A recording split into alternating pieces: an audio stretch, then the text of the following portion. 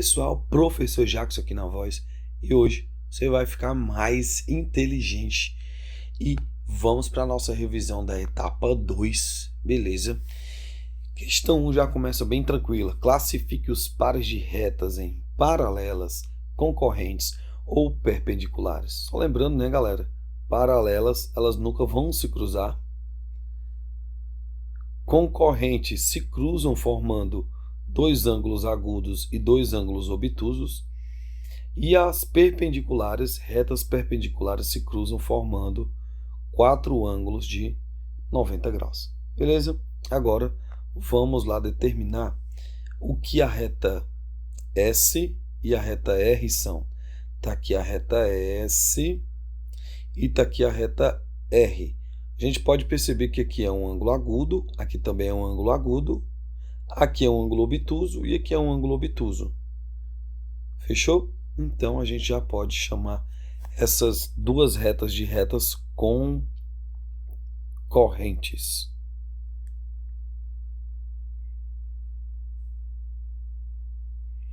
Beleza, retas concorrentes. Agora a gente vai falar sobre a reta S e T. Tá aqui a reta S, tá aqui a reta T e vamos lá. A gente pode perceber que aqui forma um ângulo fechado, chamado de agudo. Esse ângulo mais aberto aqui, esses dois, chamado de obtuso. Quando isso acontece, a gente chama de retas concorrentes de novo, né? Concorrentes. Finalizando essa questão, reta R e reta T. Tá aqui a reta R, tá aqui a reta T, e a gente já percebe que aqui forma um ângulo de 90 graus. Então, a gente deduz que aqui é 90, aqui também é 90, aqui também é 90. Formou quatro ângulos retos, a gente chama de retas perpendiculares.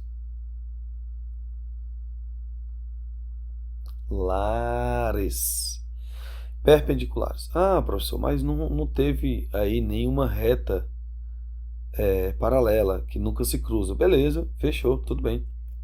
Vamos para a próxima, questão 2.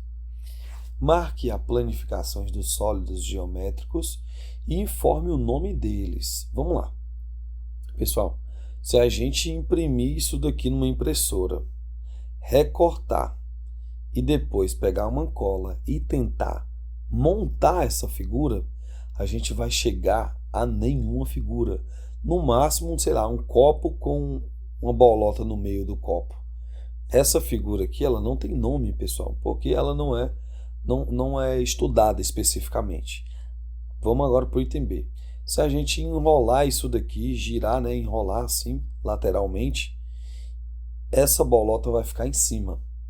Vai ficar com um cone, né, desse de trânsito, vai virar um cone de trânsito com a bolota em cima. Também não tem nome específico. A gente não estuda isso.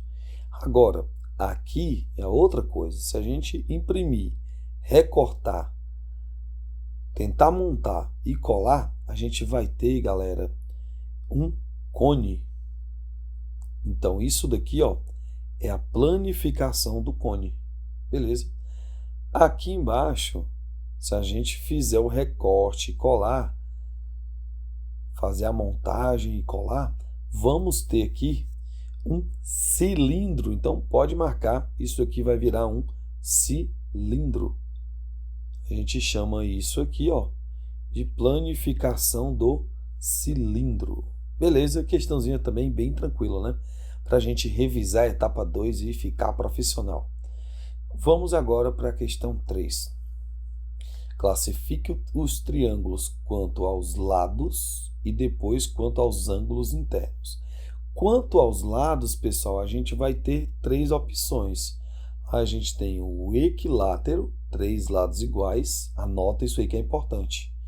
Isósceles, dois lados iguais, e temos o escaleno, três lados diferentes. Então vamos começar pelos lados. Um tracinho e um tracinho quer dizer para a gente que são três lados iguais. Quando são três lados iguais, a gente chama de escaleno. Opa, já ia errando. Equilátero.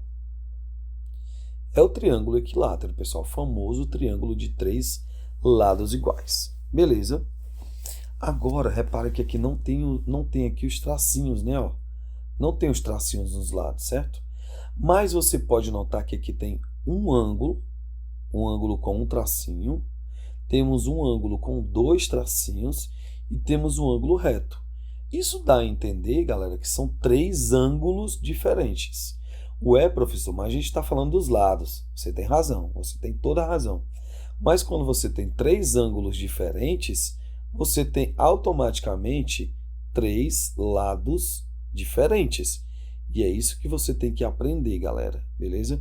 Quando não tem informação dos lados, a gente busca nos ângulos mesmos, não tem problema. Fechou? Então temos o lado 1, o lado 2 e o lado 3. 3 lados diferentes, a gente chama de escaleno. Vamos agora para a terceira figura. Figura C. 1, 1. O que isso quer dizer? Que esse lado é do mesmo tamanho desse. Então, dois lados iguais dentro de um triângulo, num triângulo a gente chama de triângulo isósceles. Isósceles. Beleza. Agora a gente vai analisar os ângulos internos. Galera, para os ângulos a gente tem o A de acutângulo, o R de retângulo e o O de triângulo obtusângulo. Beleza?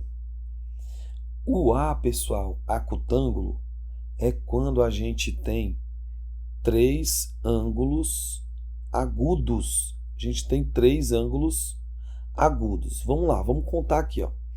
Repara nesse tamanhozinho aqui, ó. Repara nesse ângulo. Ele é com certeza mais fechado do que esse ângulo aqui, ó, que é chamado de ângulo reto. Então a gente chama esse cara de ângulo agudo, porque é mais fechado do que 90 graus. E se você for perceber, aqui é mais fechado que 90 graus, aqui também é mais fechado que 90 graus. Então eu posso chamar esse cara de agudo também. Esse carinha é mais fechado que 90 graus, eu chamo ele de agudo. Menor que 90 graus é chamado de agudo. Quando eu tenho 3 ângulos agudos, eu tenho o A de acutângulo. Acutângulo. Beleza? 3 ângulos agudos, a gente chama esse triângulo de triângulo acutângulo.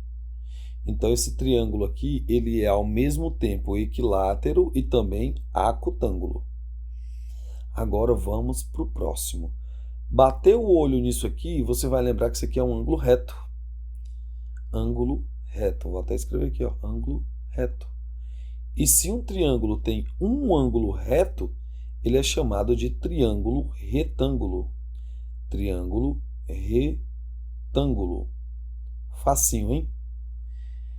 E para finalizar, a gente tem um ângulo pequeno e um ângulo pequeno. Menor do que 90 são agudos. Beleza, não quer dizer nada. A única coisa que quer dizer mesmo é quando você bater o olho aqui, ó, e ver que esse ângulo sim, ó, ele é mais aberto do que esse ângulo aqui, ó, que é 90 graus. Beleza? Esse ângulo é mais aberto. Então a gente bate o olho nesse ângulo mais aberto e chama ele de obtuso. Obtuso é um ângulo maior, mais aberto do que 90. Maior do que 90. Se você bater o olho num triângulo e viu esse carinha aqui, o obtuso, esse triângulo vai ser chamado de triângulo obtusângulo. Bem tranquilo, pessoal. Questãozinha para você também não errar nunca. Vamos agora para a quarta questão. Escreva na forma irredutível. Vamos lá. O que é uma forma irredutível? É quando o numerador, número de cima, e o denominador tem divisores comuns. Tem pelo menos um divisor comum. Aí você pode transformar em fração irredutível. Se não tiver nenhum divisor, a gente diz que isso é uma fração irredutível. Quando eles são primos entre si, também dá certo. Para quem não lembra, a gente pode fazer aqui, pessoal, divisões em cima e embaixo, né? Para ninguém ter ciúme de ninguém, para ninguém ficar chateado com ninguém. Divide em cima e embaixo por 2. Tranquilo, tá, pessoal? Dá para fazer isso? Então vamos lá. Já que os dois dá para dividir por 2, bora dividir. 24 dividido por 2 deu 12. E 144 dividido por 2 dá 72. Fechou. Professor, notei que dá para dividir ainda por 2. Então vamos lá dividindo por 2. Fechou. 12 dividido para 2 é igual a 6. Sobre 72 dividido para 2 dá 36. Dá para continuar dividindo por 2, porém, galera, o 6 e o 36 dá para dividir ao mesmo tempo por 6. 6 dividido por 6 dá 1. E 36 dividido por 6 dá 6. Resposta final, 1/6. Por que essa fração é irredutível, professor? O 1 não dá mais para reduzir. Tranquilo? Vamos para B. Se a gente tentar por 2, vamos falhar miseravelmente. Por quê? Porque o 82 ele é um número ímpar. O 81, desculpa. O 81 é um número ímpar, né? Então, não dá para dividir por 2. Mas eu sei que os dois estão na tabuada do 3. Pode ir por 3, professor? Com toda a certeza. Mas se você tiver fera mesmo na tabuada, você vai ver que o 81 e o 90 estão na tabuada do 9, né, gente? 81 dividido por 9 dá 9. E 90 dividido por 9 dá 10. Repara que essa fração ela é irredutível, porque em cima dá por 3, embaixo não dá. Embaixo dá por 2, em cima não dá. Embaixo dá até por 5, né? Mas em cima não dá. Então, galera, quando não dá mais para dividir, a gente chama esses dois números de primos entre si, e essa fração vira uma fração irredutível. Agora aqui, pessoal, é um caso muito legal, porque quando você tenta por 2, não dá. Quando você tenta por 3, por 5, por 7, por 10, não dá. Porque o 17 é um número primo, que só dá por ele mesmo. E embaixo, por coincidência, também dá por 17. Então só vai ser possível por conta disso, senão nem ia dar. 17 dividido por 17 dá 1. 34 dividido por 17 dá 2. Resposta 1/2, quando dá em cima 1. Quando aparece o número 1, né? Quando fica o numerador sendo igual a 1, ou o denominador também, não dá mais para reduzir, né? Beleza? Então tá aí, pessoal, uma questão de fração irredutível. Vamos agora para plano cartesiano. Ele está perguntando qual é o par ordenado. Galera, par ordenado é composto pelo x e pelo y. Nossa, professor, isso é difícil. Não é, galera. Ele quer que a gente marque o par ordenado do quadrado e da estrela. Vamos lá, é só ter uma ordem, pessoal. Você começa o seu dia, quando você abre o olho, você começa o seu dia deitado. Depois você levanta para acordar para a vida mesmo, né, pessoal? Então, você tem que obedecer essa regra, tá? Nunca durma em pé e vá para a escola deitado, tá? É bem esquisito, vão te achar um extraterrestre. Então, vá, acorde, abra os olhos deitado, levante-se para ir para a escola, por favor, tá bom? Faça nessa ordem. Ou seja, primeiro o x, depois o y, né? Até na ordem alfabética também vem o x primeiro e depois vem o y, né? Então, deitado e em pé. Vamos lá. Deitado. Vamos lá. Vou circular aqui pra gente, ó.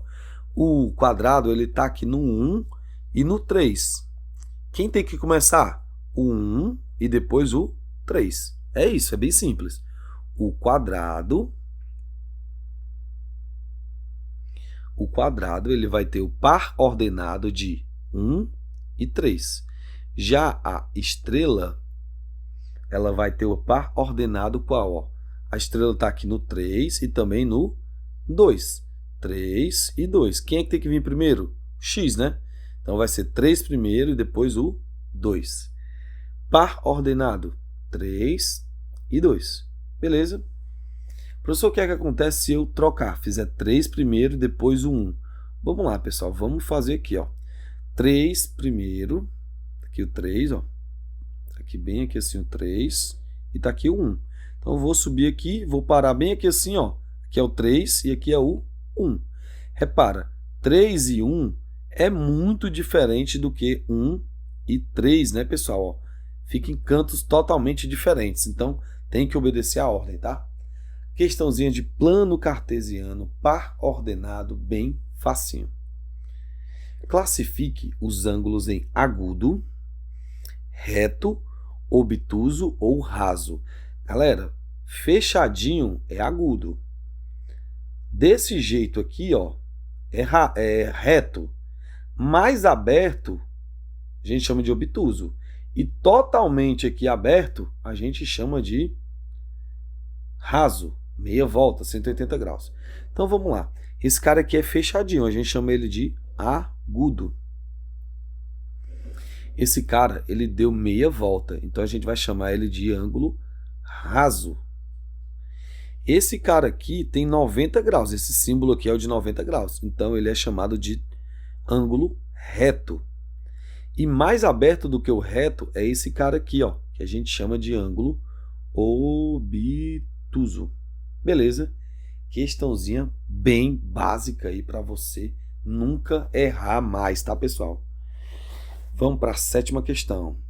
Qual é a maior fração? Galera, tem várias maneiras de saber disso, mas como as frações são bem tranquilas, eu vou ensinar um truque. Você tem que saber que você tem que começar com 1/2. Depois você joga esse 2 para cima e pega quem vem aqui depois. Ih, professor, não entendi não. Então bora lá, vou fazer de outro jeito, então, bem mais prático.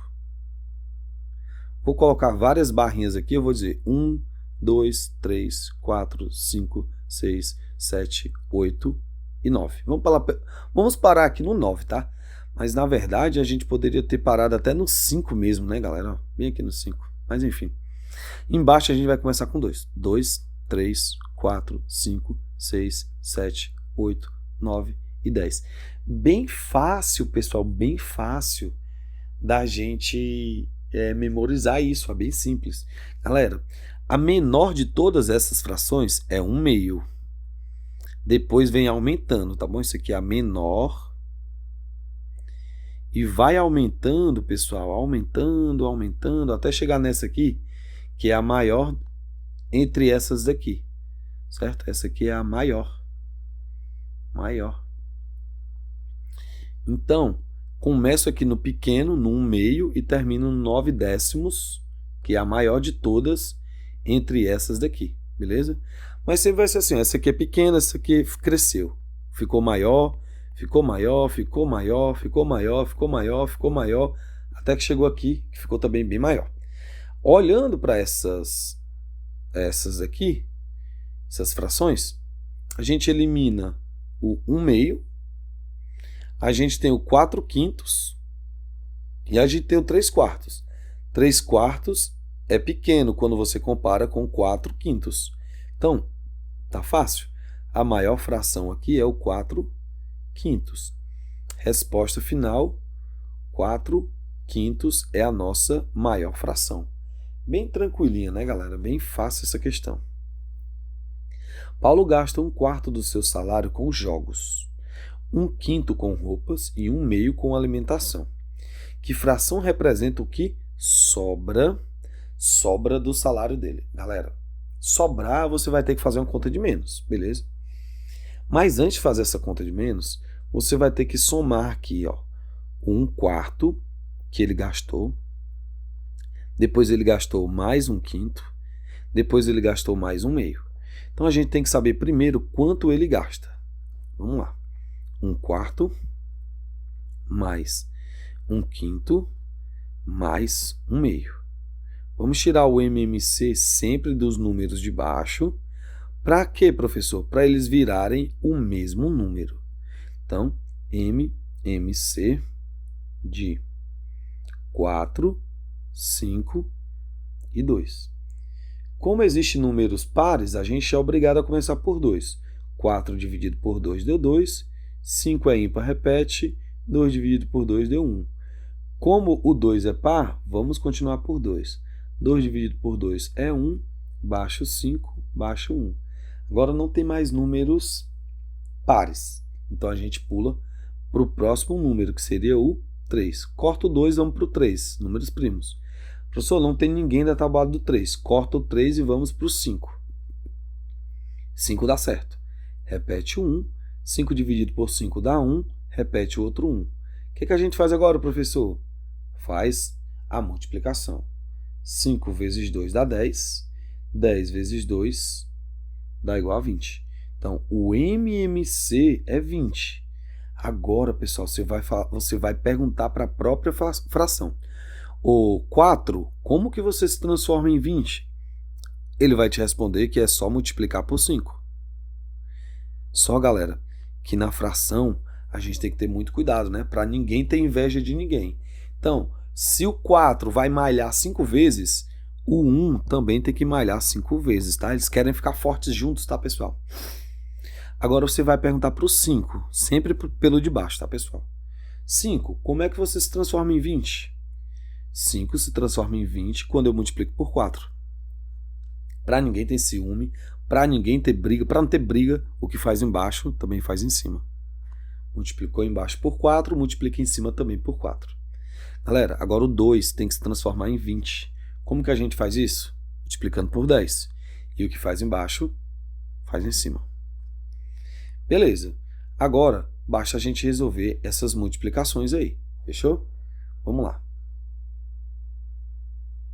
Quanto é 1 vezes 5? 5. E 4 vezes 5 dá 20. Lógico, né, pessoal? A gente quis fazer isso, né? Desde o início, a gente quis fazer com que os de baixo se transformassem no mesmo número, né? No caso aqui, 20. Mais 1 vezes 4 aqui em cima dá 4. E 5 vezes 4 dá 20. Resposta, 4 vinte-avos. Ou 4 vigésimos. Mais 1 vezes 10 dá 10. E 1 vezes 2. E 2 vezes 10 dá 20. Então ficou em cima 10. E embaixo 20. Temos 10 vinte-avos. Beleza, agora vamos lá. Tá todo mundo igual, professor. O que é que a gente pode fazer agora? Repete embaixo, já que todo mundo está igual, e resolve normalmente em cima. 5 mais 4 mais 10 dá 19.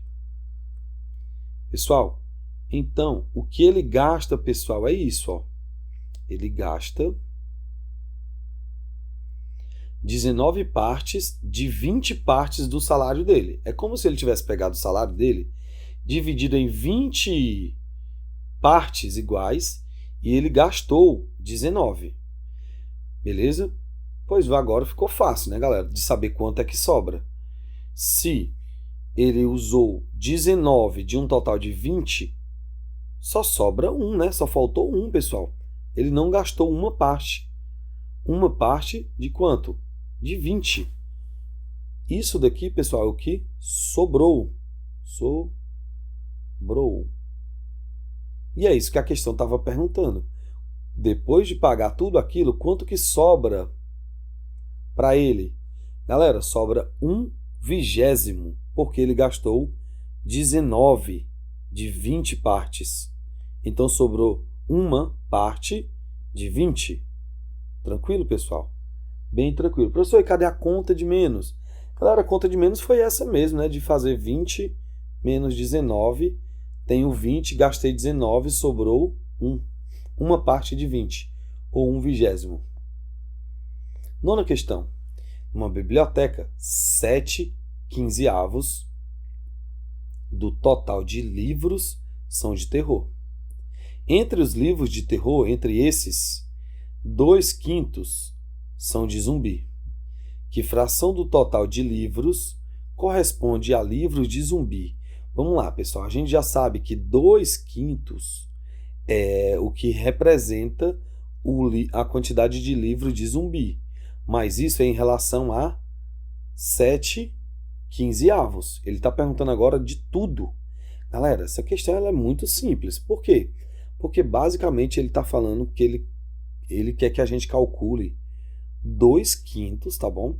2/5 de quanto? De 7/15. Vou escrever isso no português. 2/5 de 7/15. O que isso significa? Quem está estudando multiplicação de fração sabe que o de ele vira vezes. Então vai ser o de cima vezes o de cima, o de baixo vezes o de baixo. 2 vezes 7 dá 14. E 5 vezes 15 dá 75, né? 5 vezes 10, 50, 75, com certeza. Beleza, pessoal. Isso daqui a gente encerra por aqui, beleza?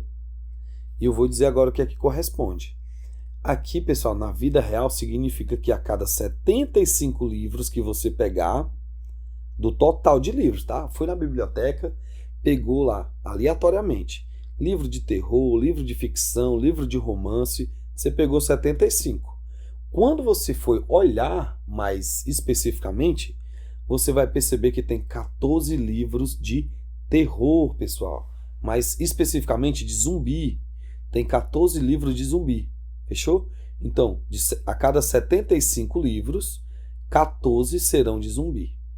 Professor, por que a gente não pode transformar em fração irredutível? Pessoal, já está em fração irredutível. Porque o 14 dá por 2, embaixo não dá por 2. 14 dá por 7, embaixo não dá por 7. Embaixo dá por 5, mas em cima não dá por 5. Então, pessoal, a gente já deduz aí, né, que é fração irredutível. Acabou, é isso mesmo. A cada 75 livros, 14 serão de terror. Última questão. Use ponto, reta ou plano. Vamos lá. Galera, o botão de uma roupa, olha para o botão de uma roupa, vai se afastando dela, vai se afastando do botão assim um pouco, se afasta um pouco, e olha para esse botão de novo. Galera, ele vai ser um ponto, ele vai representar um ponto na geometria. Uma corda esticada. Pessoal, quando você estica uma corda, ela vira uma reta, ela vai representar uma reta no mundo da geometria. E o assento é a parte onde a gente se senta, né? Onde o bumbum fica. O assento de uma cadeira, pessoal. Então, o assento de uma cadeira, geralmente é assim, né? Aí você senta. Isso daqui, pessoal, é chamado de plano. Beleza? Plano. E assim, galera, você acabou, deixa eu falar uma coisa importante, você acabou de ficar muito inteligente agora e eu mereço o seu like, eu mereço o seu comentário, eu mereço que você se inscreva nesse canal. Automaticamente, depois que as pesquisas já comprovam, depois que a pessoa se inscreve aqui no canal do Tio Jackson, automaticamente ela já fica mais inteligente. Quem comenta, quem deixa o like, fica 3 vezes, fica o triplo de inteligência. Então, galera, esse foi o vídeo. Eu te ajudei, você também me ajuda aí, estudando bastante e ficando mais inteligente. Até o próximo vídeo. Falou, galera!